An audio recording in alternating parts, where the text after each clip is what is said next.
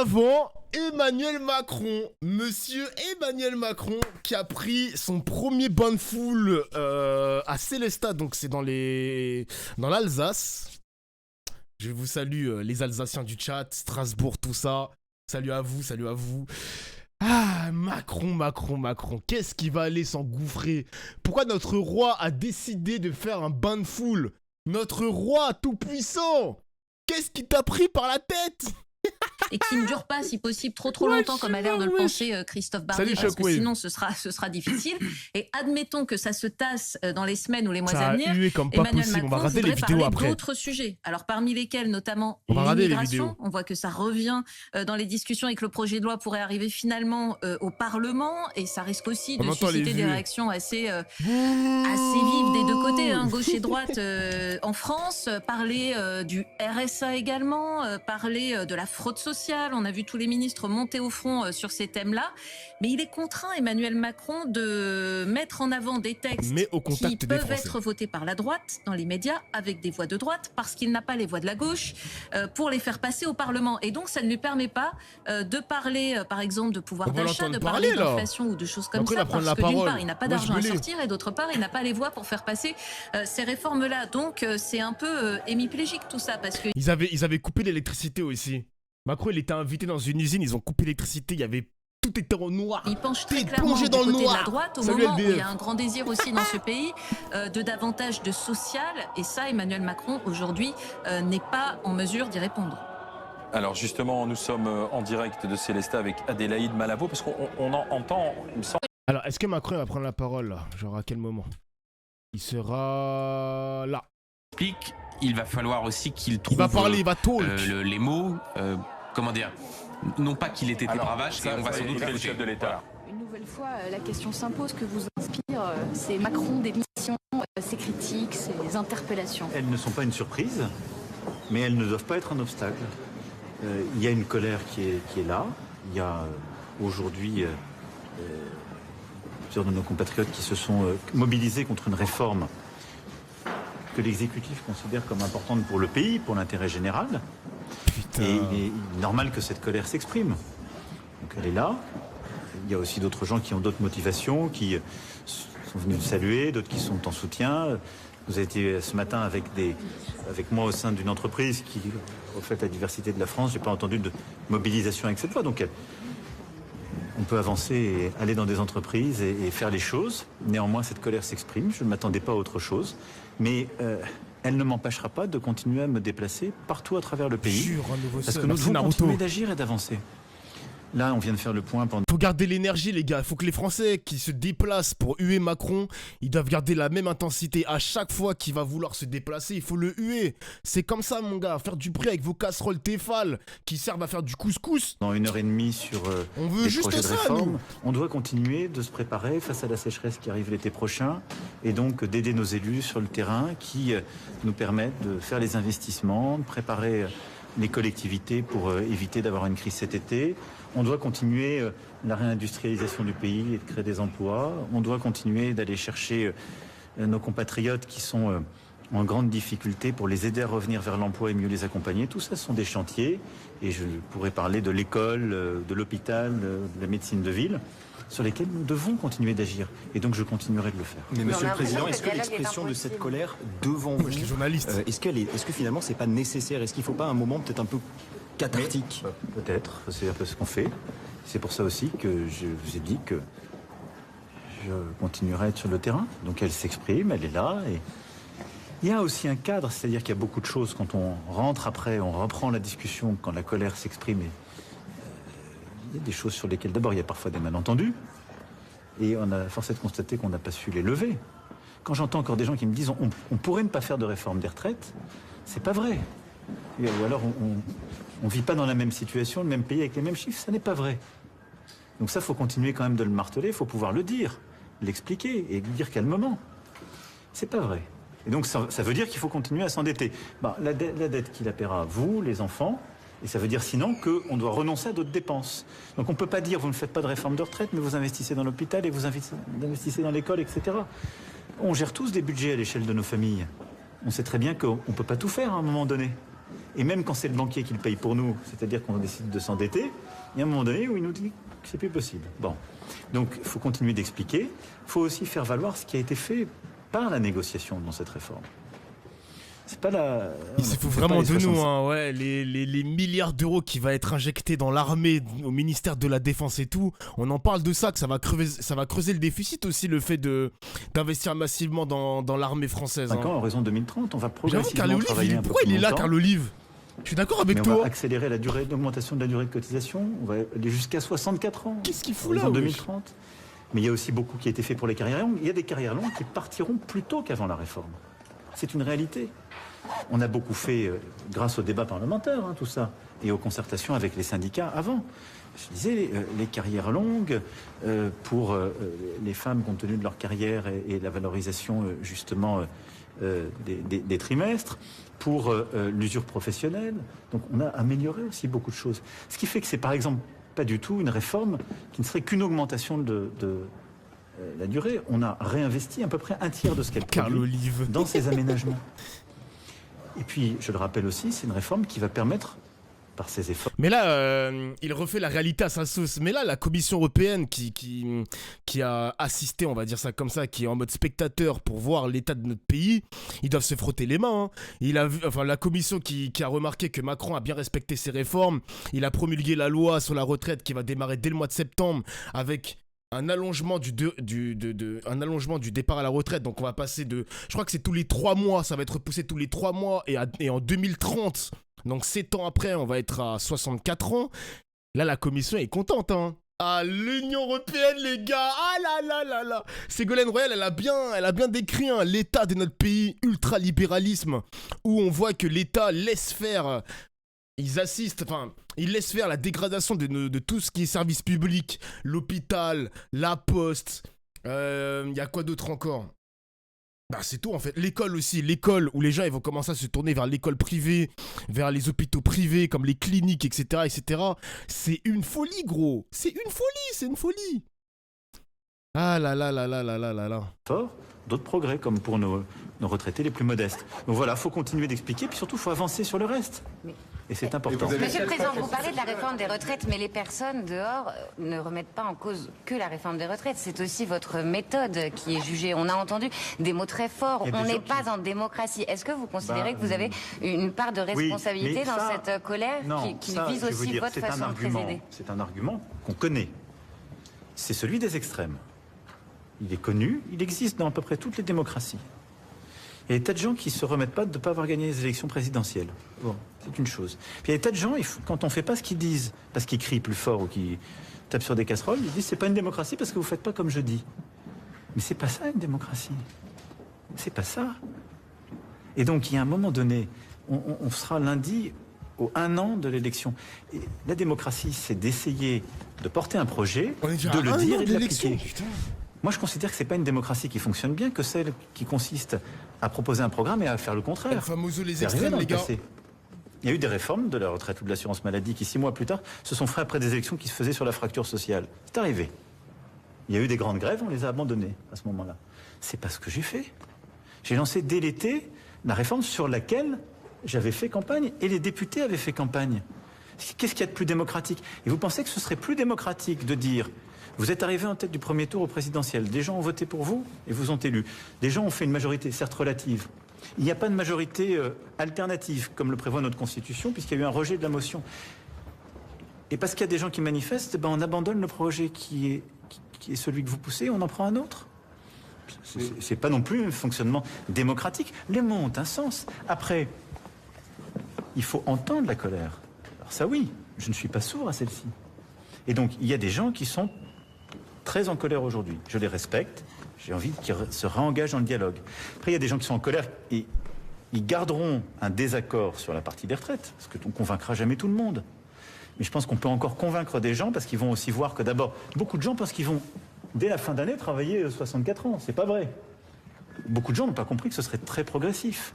Beaucoup de gens ne croient pas qu'il y aura des choses positives qui vont se faire. Donc, ils vont aussi voir les choses. La confiance va se conquérir. Mais après, fort du bilan qui est le nôtre aussi, parce que à chaque fois que j'ai pris des engagements, j'ai essayé de les tenir. C'est qu'un pantin, on a compris que c'était un pantin. Les 2500 maisons France Service qu'on crée, les 200 brigades qu'on est en train d'ouvrir de gendarmerie, les sous-préfectures qu'on rouvre, tout ça sont des choses que les gens voient aussi et qui nourrissent de la confiance. Donc ça doit revenir progressivement. Et ensuite, il faut pouvoir réengager, y compris des gens avec qui on a eu des désaccords, sur des chantiers nouveaux qui se sont exprimés, qui s'expriment dans ces colères. Beaucoup de gens sont contre la réforme parce qu'ils disent « je ne vis pas bien de mon travail ». Et c'est vrai, on l'a entendu, vous, moi. Bon. Il faut y apporter une réponse. C'est pour ça que j'ai voulu relancer le débat sur ce sujet. On a apporté beaucoup de réponses comme gouvernement. J'ai déjà dit, il n'y a jamais eu... Le SMIC a été augmenté, selon la formule, 10% en 18 mois. Mais la prime d'activité de 2019, les baisses d'impôts sur le revenu, la suppression de la taxe d'habitation, de la redevance, ce sont des gains de pouvoir d'achat pour celles et ceux qui travaillent.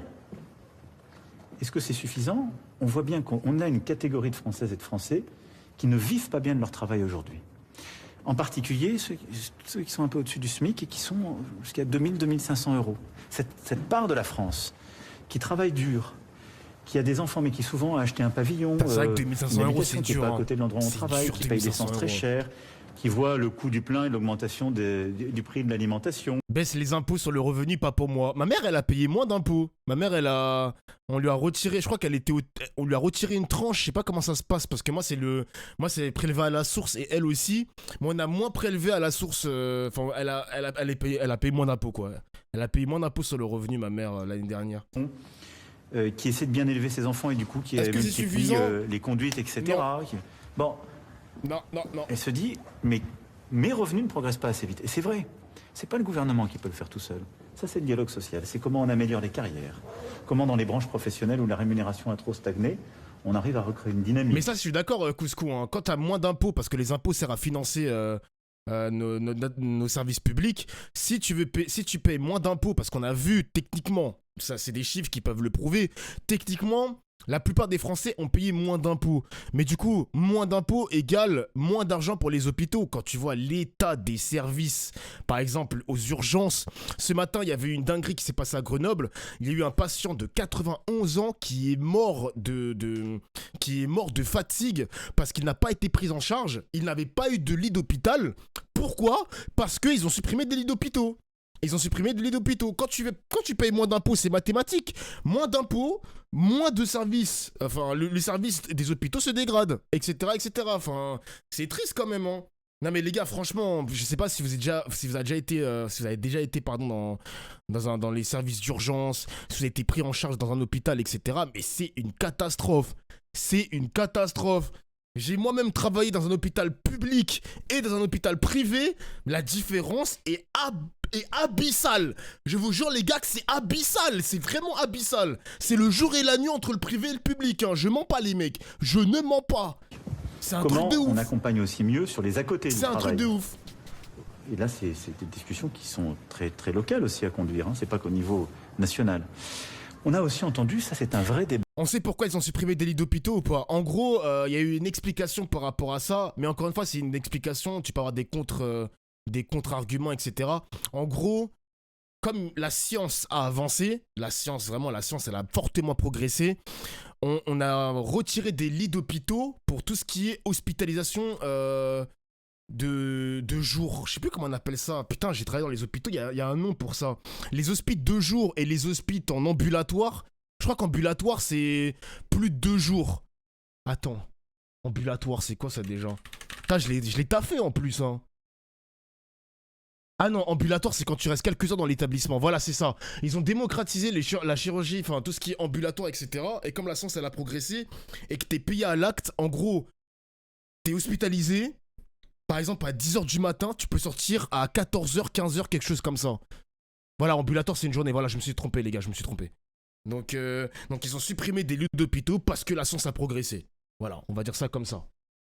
T'as fait de la médecine? Non, mais j'ai participé à... J'ai travaillé dans l'administration et j'ai regardé tout ce qui est suppression et les gens, ils t'expliquent parce que t'as des réunions avec les employés et les directeurs, le directeur d'hôpital et les directeurs de... Les chefs d'interne, etc., tout ce qui est médecine. Je sais pas comment on appelle ça déjà, merde. Chef de cabinet? Non, on peut pas dire ça comme ça. Et ils t'expliquent pourquoi ils suppriment des lits d'hôpitaux. Voilà. Tout simplement. Ok, merci. Et c'était quand la suppression des lits avant le Covid? Moi, j'ai travaillé avant le Covid et il y avait déjà des lits d'hôpitaux qui étaient supprimés. Mais ça date pas d'avant le Covid, hein. Et d'après le Covid ou pendant le Covid, hein. Il y a toujours eu des lits d'hôpitaux qui ont été supprimés, les gars. Hein. Chef de service, voilà, chef de service. Merci, les gars. J'ai du mal à m'exprimer aujourd'hui, hein, putain. Bah, très important. C'est à cause de mon harlequin, frère. Nous, on est fatigués quand on est âgé. J'en parlais tout à l'heure. Bonbon, il était pas bon. Avec des employés chez l'entreprise Matisse. Bon. Parce qu'on a ce qu'on appelle des troubles musculo-squelettiques, parce qu'on fait des tâches qui sont plus dures. Mais la réalité, est-ce que c'est à 62 ans que ça commence? Non, ça commence à 50 ou 55 ans. C'est aussi pour ça qu'à travers ce texte de loi, on a commencé à améliorer les choses, en prenant en compte cette usure professionnelle plus tôt. Et on doit encore continuer d'améliorer, parce que le vrai point, c'est qu'il y a un suivi médical qui commence plus tôt, c'est que on crée des critères objectifs, sur lesquels d'ailleurs, dans l'idéal, les employeurs et les employés devraient se mettre d'accord. C'est pour ça que je les invite à s'en ressaisir. Et qu'on facilite les reconversions. On était tout à l'heure dans une entreprise exemplaire. Je parlais à un monsieur qui avait commencé en 78. Il me disait, bah moi j'ai changé il y a 6 ans, j'ai bougé comme j'étais fatigué, j'ai été dans les services administratifs. C'est de la bonne gestion. Le problème qu'on a, c'est que c'est pas partout comme ça. Et donc il faut progressivement que ce dialogue social au plus près dans l'entreprise se fasse pour qu'on ait des fins de carrière, des reconversions, parfois des changements de branche qui s'organisent. Pour que quand vous commencez à être fatigué, et ça peut être parfois à 50 ou 55 ans, vous ayez une fin de carrière différente. Monsieur le Président, ces débats, il faut les poursuivre. Vous avez dit que vous parliez de démocratie tout à l'heure, en bas là. Vous lui avez dit, trouvez-moi une démocratie où le Président est devant vous et vient se faire engueuler. Oui, c'est vrai. Pourquoi c'est important que vous vous fassiez engueuler dans ce cas? Mais parce qu'on ne peut pas dire tout et n'importe quoi. On a l'impression, il disait, on a fait annuler les manifestations un quart d'heure avant. C'est pas vrai. Je veux dire, ils ont fait en sorte de dégager un accès. Donc la préfecture a fait ce qu'elle devait. Mais la preuve en est, c'est que là, il y a des manifestations devant le président de la République. Bon, et on a toujours fait ça. J'entends parfois des mots très définitifs dans notre débat général sur le rapport à la démocratie, aux grandes notions. Je crois que c'est l'un d'entre vous que je répondais ce matin sur ce sujet. On doit toujours améliorer les choses. C'est pour ça d'ailleurs qu'on a des autorités administratives indépendantes, qu'on a le juge, etc. Mais de dire que la France ne serait pas une démocratie, je pense que c'est un excès de langage qui accroît nos difficultés, collectivement. Nous en sommes une, nous avons notre tempérament, collectivement, nous tous, moi aussi avec vous, et on est comme ça. Mais c'est le caractère, on n'est pas un pays qui est toujours calme, bon. Mais il faut avancer. Mais nous sommes une grande démocratie. Alors, moi, je n'ai de cesse d'essayer. On va tourner la page, les mecs. Hein. Le grand débat, la convention. Moi, je pense que les coupables de ceux qui vont tourner la page des retraites, c'est les syndicats et la gauche. Hein. Et à un moment donné, les gars, on va plus en parler. Hein. Ça va plus faire la une des journaux. Je pense que c'est fini, les frérots. Hein. Je suis désolé de vous annoncer ça, les gars, c'est fini. Hein. Il faut attendre l'ultime décision du Conseil constitutionnel sur le deuxième RIP, donc le référendum d'initiative partagée. Et je crois que la date, c'est le 4 mai. Le 4 ou le 6, quelque chose comme ça. Donc là, ça va vraiment être le dernier la DER des DER. La DER des vrais DER, ça va être le 4 mai. Mais moi, je pense que les médias vont contribuer au fait de ne plus parler de la réforme des retraites, des manifestations, etc. La gauche aussi va commencer à tourner la page. C'est fini, les frères. Hein. Moi, je pense que c'est fini. Convention citoyenne climat. On a changé la loi organique. Il va jamais revenir, le roi. Le roi ne va jamais revenir. Au Conseil économique, social et environnemental. Tu veux faire quoi d'autre? Bah ouais, tu veux faire quoi? Ces conventions citoyennes. Tu veux faire quoi? Et tirer les leçons de ce qu'on n'avait pas bien fait pendant la convention climat. On vient de l'utiliser sur la fin de vie. C'est un formidable exemple démocratique. Et je peux vous dire que vous avez des experts de démocratie partout dans le monde qui sont venus regarder la convention fin de vie pour justement voir. On est en train, je l'espère, de réussir. Maintenant, il y a un travail qui se fait et on avance. Les militaires, vous êtes toujours favorable? Non, mais j'ai jamais pas. Il y a après des débats institutionnels qui s'ouvriront. J'ai commencé à en parler avec le président du Sénat, la présidente de l'Assemblée, le président du Conseil économique, social et environnemental. On doit toujours améliorer le fonctionnement de nos démocraties. Ce que nous disent nos compatriotes quand on regarde les choses, ça ne peut pas être de dire dès qu'il y a une partie qui n'est pas d'accord, on doit tout arrêter. Parce que je peux vous le dire, il n'y aura plus un projet qui se fera. Mais même à l'échelle locale. Il n'y a pas un maire qui a l'unanimité de sa population. Si vous commencez à dire, parce qu'il y a des gens qui crient fort, qui manifestent, on arrête un projet, vous aurez un pays à l'arrêt. Bon. Par contre, nos compatriotes, ils veulent plus participer. C'est vrai. Donc il faut qu'on trouve ce cadre et qu'on puisse avancer. Est-ce qu'Elisabeth Borne est la personne idoine pour sortir de cette crise ou votre première ministre est-elle en CDD? Non, parce qu'on a l'impression que vous nous renouvelez votre confiance pour quelques mois à chaque fois. Il y a une constitution, c'est le président qui décide, et il y a un parlement qui accorde ou pas la confiance par des textes ou des motions de rejet. C'est simple, hein. Donc vous attendez mais moi je vais pas. J'ai pas à répondre à cette question, c'est le président qui décide. Pourquoi vous voudriez me faire un CDD à moi? Moi j'ai un CDD, mais j'ai un CDD jusqu'en 2027. Elle a ma confiance, sinon elle ne serait pas en charge de la feuille de route. Lundi soir, vous avez dit que vous aviez regretté qu'un compromis n'a pas pu être trouvé sur la réforme des retraites. Est-ce que vous dites, il y a eu des ratés, j'en prends ma part, c'est ce qu'attendaient certains Français lundi soir? Je l'ai dit, hein. Vous n'avez pas dit, il y a eu des ratés de ma part? Non, j'ai dit, mais je l'ai déjà dit plusieurs fois, alors je peux vous le faire à chaque fois si ça vous fait plaisir. Non, ça te fait rire, ça arrête de sourire, Macron. Comme ça, on n'arrive pas à se mettre d'accord, on a tous une part de responsabilité. On l'a tous. À la fin, j'ai une responsabilité, c'est que le pays soit plus fort pour être plus indépendant et plus juste. Et qu'il n'y a pas de justice à crédit. C'est pas vrai. Il y a de l'affaiblissement quand on le fait à crédit. Et donc, j'assume cette réforme qui est nécessaire pour l'équilibre et la préservation d'un système de retraite par répartition. Quand j'entendais des jeunes dire il met à bas le système de retraite, c'est l'inverse ce qu'on fait avec cette réforme. C'est quand on a un système qui s'équilibre plus, ça veut dire que les actifs d'aujourd'hui ne payent plus les retraites et que ça va aller croissant. Donc vous le mettez en risque. Donc on n'a pas voulu le mettre en risque et surtout on a assumé une réforme qui fait qu'on travaille plus et donc qu'on produit plus. Moi je regrette et d'évidence, j'ai ma part, j'ai pas réussi à convaincre suffisamment. Et on n'a pas réussi à avoir un minimum de consensus pour qu'il y ait plus de pacification. Après, je constate aussi que sur l'assurance chômage, on n'a pas réussi non plus parce qu'on est dans des moments qui sont difficiles, où sans doute en sortie du Covid, il y a plus de tensions dans le pays et où on ne croule pas non plus sous les candidatures de partage de responsabilité. Je ne vais pas vous mentir. C'est-à-dire que les gens, ils ne se disent pas « je vais prendre la responsabilité avec vous pour vous aider ». Pas trop dit. Mais est-ce que c'est la vocation? Pardon? Est-ce qu'il y a besoin du 49.3 hors texte budgétaire? Vous l'utiliserez encore? Moi, je suis pour la Constitution. Et je le dis aussi de la même manière. Il aime trop se cacher derrière la Constitution. Il aime trop ça, ouais. On parle de démocratie. Tout le temps Constitution, ma gueule. L'article 49.3 de la Constitution de la Ve République, tel que modifié en 2008, qui en a réduit les usages. Il est simple. Il y a un vote. Et c'est même, je dirais, l'engagement le plus solennel. C'est un gouvernement qui dit, sur un texte, alors il peut le dire, soit parce qu'il a peur de ne pas avoir de majorité finale, soit parce qu'il a sa majorité qui lui manque. Il m'est arrivé de porter des textes comme ministre dans cette configuration, soit parce qu'il veut écourter des débats, ce qu'on n'a pas fait, mais ce qui a par exemple été fait sur la première réforme des retraites en 2020, tout le monde l'a oublié, parce qu'il y avait un kyrielle d'amendements qui bloquait, qui faisait de l'obstruction parlementaire, mais qui a été fait à d'autres égards.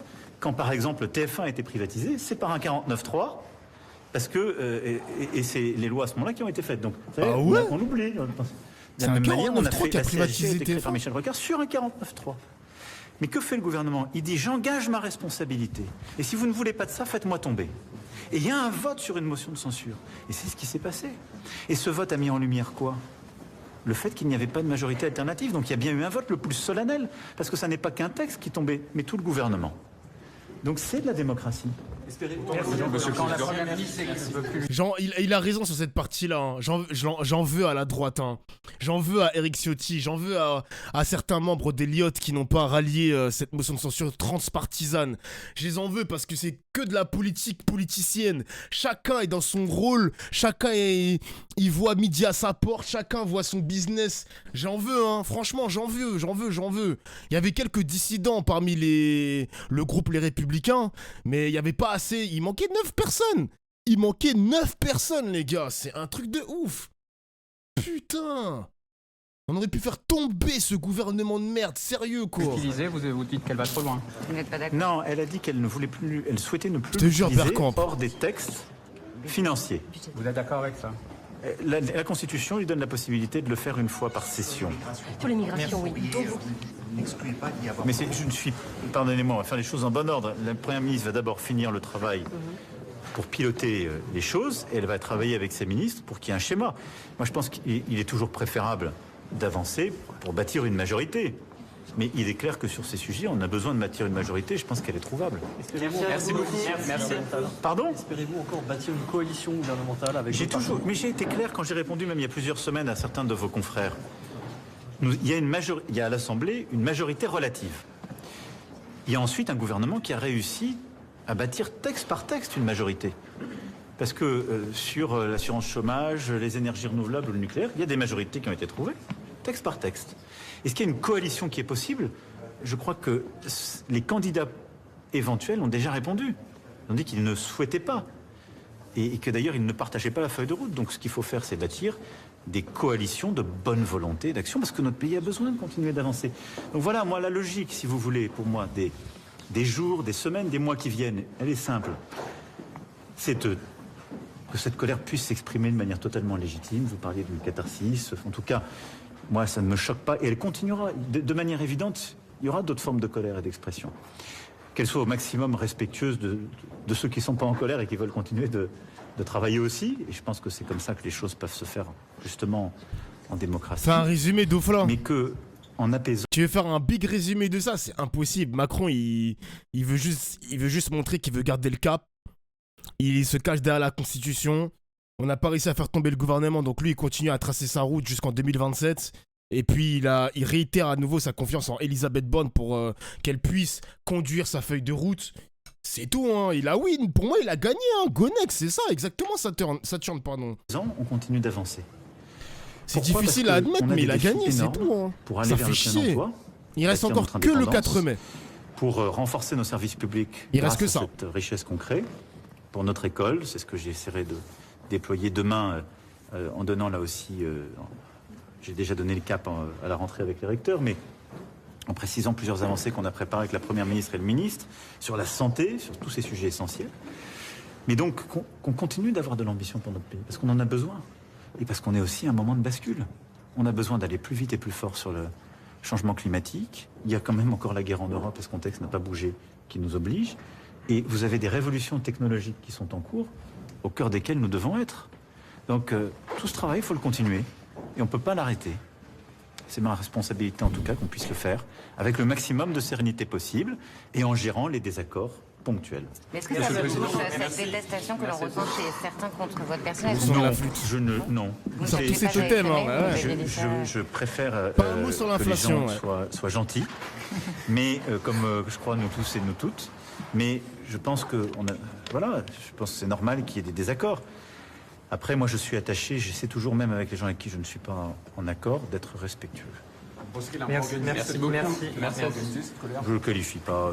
Je pense que, voilà, ce que vous attendez de moi, c'est que j'essaie de faire de la manière la plus efficace possible et la mission que vous m'avez confiée. Et après... Je me demande si les mecs, il est plus impopulaire que François Hollande. Parce qu'il y avait des sondages comme quoi ça désignait François Hollande comme le président le plus impopulaire de la 5ème République. Mais je me demande vraiment si Macron, il a pas dépassé tous les records. En vrai, de vrai, genre. C'est pas une question d'état d'âme. Merci Dalfio pour le sub. Je préfère que les gens soient plutôt heureux dans leur vie, calmes. Et même si on n'est pas d'accord, qu'on sache débattre de nos désaccords. Voilà, non, Sarkozy, il était plus populaire que François Hollande, les mecs. Hein. Le chemin d'une démocratie. Il était beaucoup plus populaire. Peut-être être aimé plus tard. Vous pensez aussi qu'il restera cette trace vous aurez fait cette réforme des retraites? Je ne pense pas que ce soit le sujet là, ni le bon verbe. La réalité, c'est qu'il y a beaucoup de gens qui suivent et qui forcément ne disent pas, ni d'ailleurs positivement ni négativement, mais veulent aussi que le pays avance. Et je pense que la mission d'un président de la République n'est ni d'être aimé, ni de ne pas être aimé, c'est d'essayer de faire bien pour son pays et d'agir. Et moi, je suis au service des Françaises et des Français. Je le serai jusqu'aux derniers instants du mandat qu'ils m'ont confié. Et je le serai par beau temps et par temps de pluie. Qu'il neige ou qu'il vente. Et s'il pouvait y avoir quelques jours de beau temps, ça ne me déplairait pas. Mais s'il doit y avoir beaucoup de vent et beaucoup de pluie, je le ferai quand même. Merci beaucoup. Merci beaucoup. Vas-y, arrête ta flûte. Je vais signer votre livre d'or, alors. Arrête ta flûte, Macron. Le président de la République qui vient de s'exprimer.